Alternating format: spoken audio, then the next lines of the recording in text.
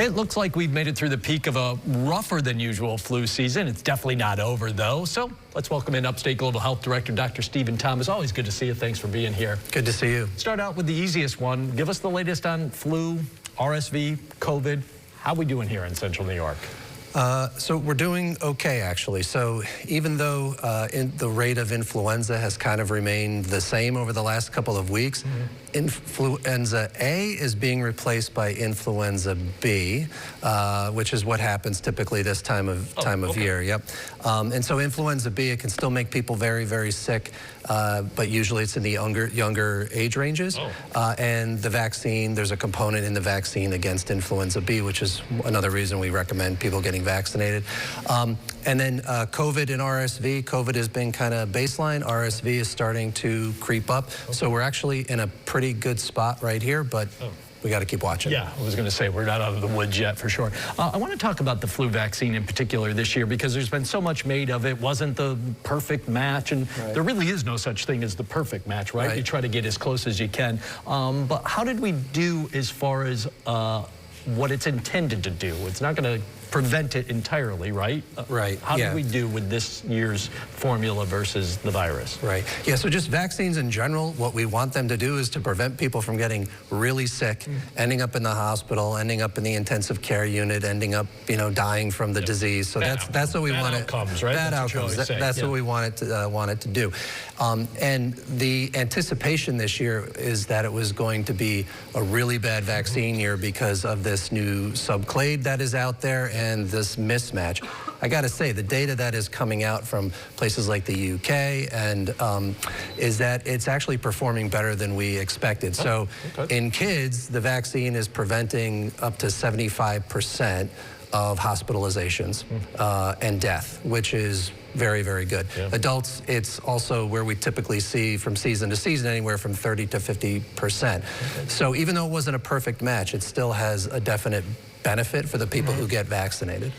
Speaking of benefits, there's some research that's come out recently that shows, I guess what's called, and I don't know if this is a scientific term or not, but off-target benefits of vaccines in general. What are infectious diseases specialists like yourself seeing in this regard? What's that mean, like off-target?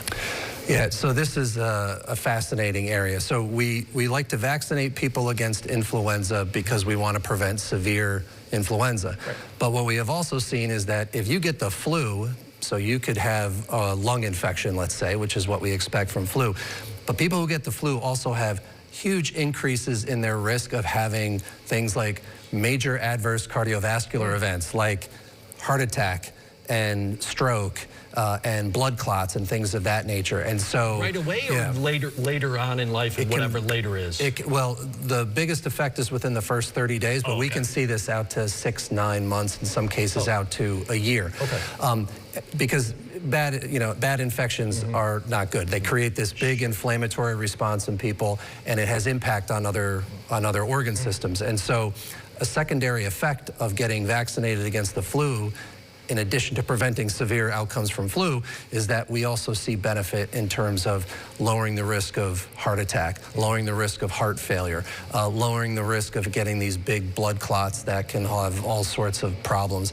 And we've seen that with vaccination against flu, against COVID-19. We've seen it against RSV. So that's what an off-target effect. It's sort of like a secondary benefit, which I don't, as a healthcare professional, we don't talk enough about these secondary effects for benefits from vaccination, and we should. What sorts of things, speaking of like studies and things like that, are you working at Upstate Global Health? What do you got? And do you need volunteers? Yeah, no, I appreciate you asking. So, yeah, we have 3 really exciting trials. One is of a pneumonia vaccine. So, there's a very common bacteria that causes pneumonia. There are a bunch of different types of that bacteria, and this vaccine candidate, it's experimental, is a better match with what is causing most pneumonia in people. So that's one thing. The other is that we have a COVID treatment trial. So it's a 5-day oral, you're taking pills. So if anyone thinks they have COVID, they can call us.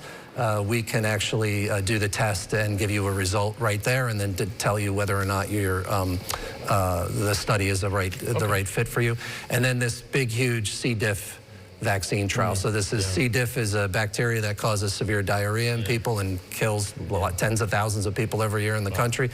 So if you're over 65, there's a high likelihood that you're at risk for C. diff because it relates to taking antibiotics, visiting doctors, things of that nature. So if you're over 65 and you have an interest, you should definitely call us because this is a late stage trial. This is a trial that's going to generate the data that brings you to the FDA. And so we could just be a few years away. So good stuff. Yeah, no, it's very good. Always love having you in. Thanks for being here. Okay. Appreciate it. Download the WSYR Plus app on your TV to stream News Channel 9 for free. Just go to your smart TV, search WSYR Plus in the App Store, and download to start streaming today.